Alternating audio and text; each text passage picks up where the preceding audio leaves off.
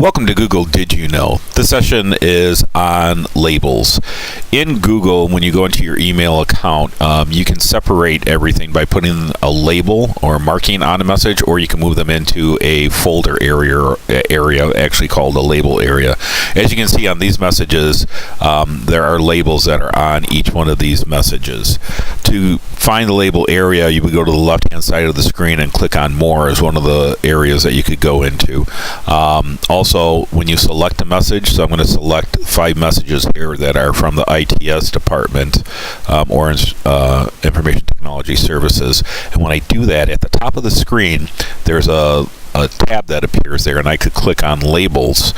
And what I can do is I can see that in my list I don't have the label that I want, so I could go down to the bottom and I could click on Create Labels. And when I click on Create Labels, this allows me to name a label, or I could go to the left-hand side and click on More. And again, there's the list of my labels, and if I go all the way down to the bottom, I could either manage or create my labels. So I have both options there also.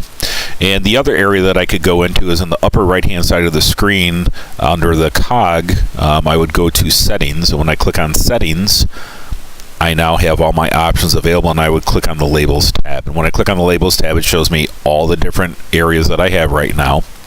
And as you can see, there's a whole bunch of different things in here. You can hide or view any of these areas that are here right now, and if it's not in blue on Show, that means that you're not viewing it. So what I would do is click on Hide, so the blue is now on Show, so now that label or that marking is now available for me to see on the left-hand side of the screen. At the bottom of the screen, I do have my label area, and I could create a brand new label. When I go ahead and click on that button, what's going to happen is a new screen is going to appear, and what I can do is give my label a name. So the name that I'm going to give this is ITS, and I'll go ahead and type that in. And once I type that in, then I do have the option of nesting this underneath another label. And nesting means that you're going to put it underneath another heading, so it's a subheading. In this case, I don't want to do that. I want that to be the top or parent level. So I'll just go ahead and leave that there and click Create. And now my ITS label has now been created. I'm going to go ahead and click my inbox, so I'm back in my inbox. And now I have a couple different options that I can do. On the left-hand side, I can now see that the ITS label is listed there. Here's each of my messages. If I go to the top, I do have the option to use this area, and there's ITS. I'm going to go ahead and click on that, and I could put it in other areas also. It's limitless as far as the amount of labels that you can put on a message. I'm going to put this in one other area, and I'll click on that label, and now that label will be a part of this message also. And you can see that it has both of them listed there. Both the ITS and the Joel label are on all 5 of these messages.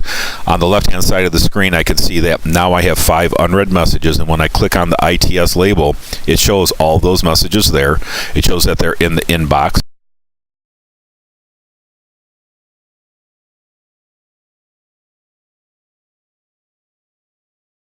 The ITS and Joel area. If I click on Joel, then it shows the same thing here, that they're in the inbox, and they're the ITS label that will appear on each one of these. So what I can do is I can manipulate my folders or my labels, and I do have many different options that are available. And what I can do is edit them if I want to edit any of the labels, and I'm going to change the colors on this so I can have a distinct identity on it. You can choose the colors that are there, or you can create your own color. When you click on the color, the label now has that color that appears on it, so you can distinguish it from the other labels that you do have. The other thing that I can do on this is I can take and move these into the label itself. So I could take and drag them over to the left-hand side, which they're a part of that folder already. If I don't want them in the inbox any longer, the other thing that I can do is go up to the top of the screen, and since I do have all the different options at the top of the screen available right now, if I go to the top and click on Move To, what I can do is take them out of the inbox and move them into the ITS folder. So now they're only in 2 of the 3 areas that they were in before. When I click on the ITS folder, it's showing that the only other place that they reside right now is in the Joel label. If I go and click each one of these, and what I am doing right here is either I can use the individual click, or I can select all of them.